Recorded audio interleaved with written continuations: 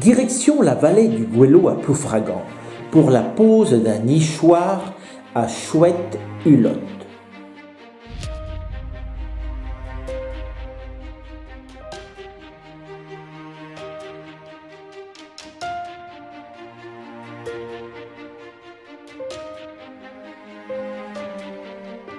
Nous longeons cette belle vallée.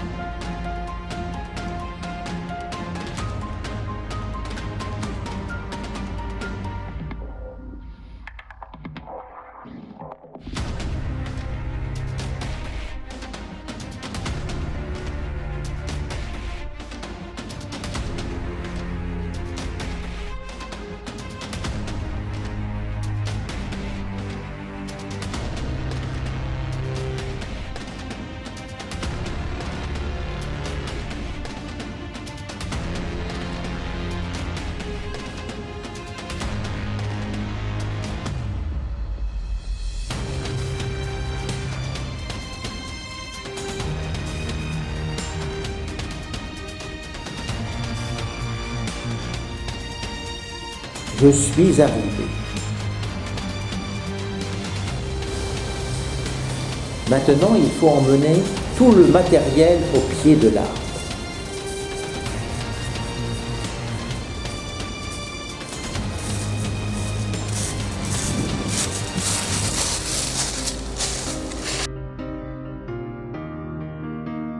J'ai eu beaucoup de mal à l'installer. J'aurais dû demander du renfort. Il n'est pas léger, ce petit nichoir.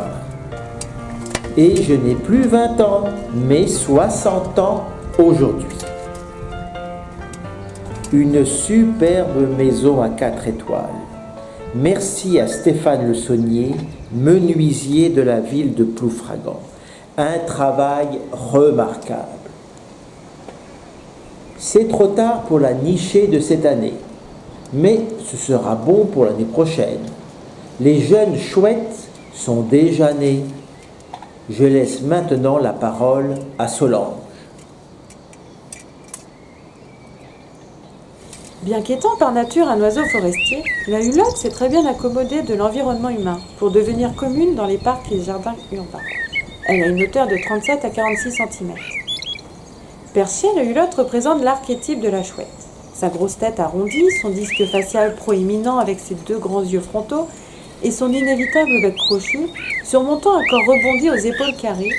En certaines occasions, cependant, la hulotte s'amincit en plaquant son plumage contre son corps et en fermant partiellement ses paupières en deux fentes diagonales.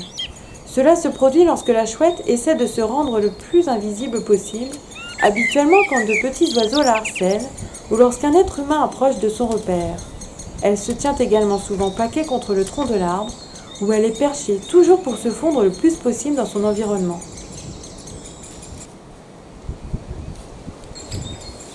Le plumage moucheté de la hulotte est un camouflage des plus efficaces, particulièrement dans son habitat forestier originel. Il existe deux variantes de coloration distinctes, l'une rouge, l'autre grise. En général, les oiseaux de la forme grise donnent l'impression d'être un peu plus pâles, notamment au niveau du disque facial. Les hulottes de forme rouge sont plus fréquentes à l'ouest. Il n'existe cependant aucune discrimination entre les oiseaux des deux formes, et il n'est pas rare que des couples soient formés d'un oiseau gris et d'un oiseau roux. Les ailes de la chouette hulotte sont relativement courtes et battent souvent rapidement, en particulier lorsque l'oiseau vole en terrain découvert. Dans des situations moins exposées, les petits battements d'ailes brefs sont entrecoupés de courts vols planés. Ces ailes courtes lui permettent d'évoluer avec une grande facilité entre les arbres.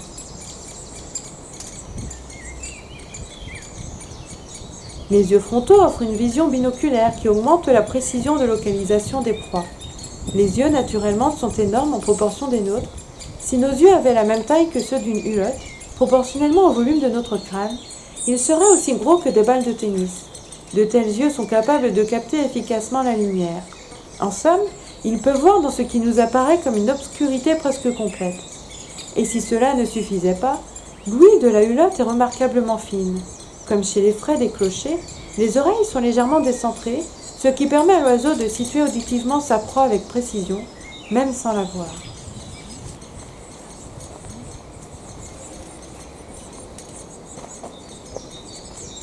Les rongeurs, mulots, campagnols, rats sont d'une importance vitale.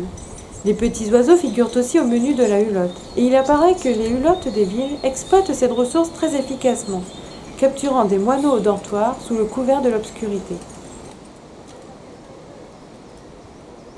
Les yeux frontaux comme les nôtres permettent aux chouettes de voir précisément une proie, mais en plus la nature a donné aux chouettes la possibilité de tourner leur tête de pratiquement 360 degrés.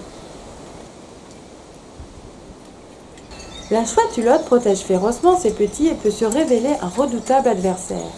Eric Hosking, photographe de renom, a perdu un œil en visitant un nid de chouette hulotte. Les serres tranchantes de l'oiseau sont capables d'infliger des blessures très graves.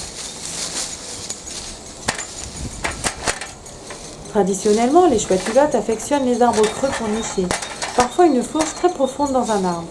Elles utilisent volontiers les nichoirs artificiels et, comme leurs cousines les fraises des clochers, ne s'embarrassent pas à construire un nid.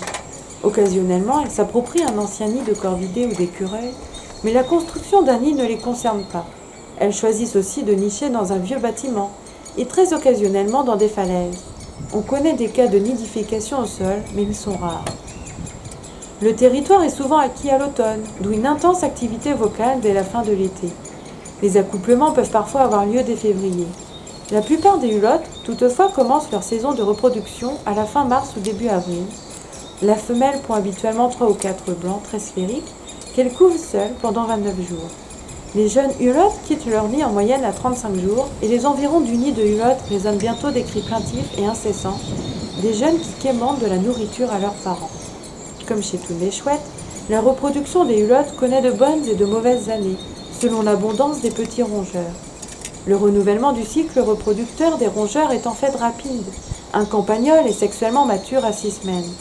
Toutefois, les étés secs produisent parfois un succès de reproduction moindre, qui se répercute sur la population de hulottes. Les hulottes mangent parfois des vers de terre et des coléoptères pour pallier ce manque de rongeurs. Durant les mauvaises années à rongeurs, la mortalité des hulottes de moins d'1 an peut être très élevée. Parfois, plus de 70% des poussins nés dans l'année ne survivent pas jusqu'au printemps suivant. Selon mon expérience, une mauvaise année se signale souvent à l'automne et en hiver, lorsque les hulottes viennent sur les routes se nourrir des restes de lapins écrasés. Beaucoup de petits sont amenés dans les centres de soins par erreur, perdant ainsi quasiment toute chance de réintroduction dans leur milieu naturel. Seuls les petits blessés doivent être conduits dans des centres de soins. Les jeunes hiboux et chouettes quittent très tôt leur nid. Dans ce cas, le mieux est de remettre le jeune sur une branche. Ses parents continueront à le nourrir et le protéger. Dans tous les cas, sachez que les oiseaux ont l'odorat peu développé. Si l'on touche un petit, il ne sera pas rejeté de sa famille.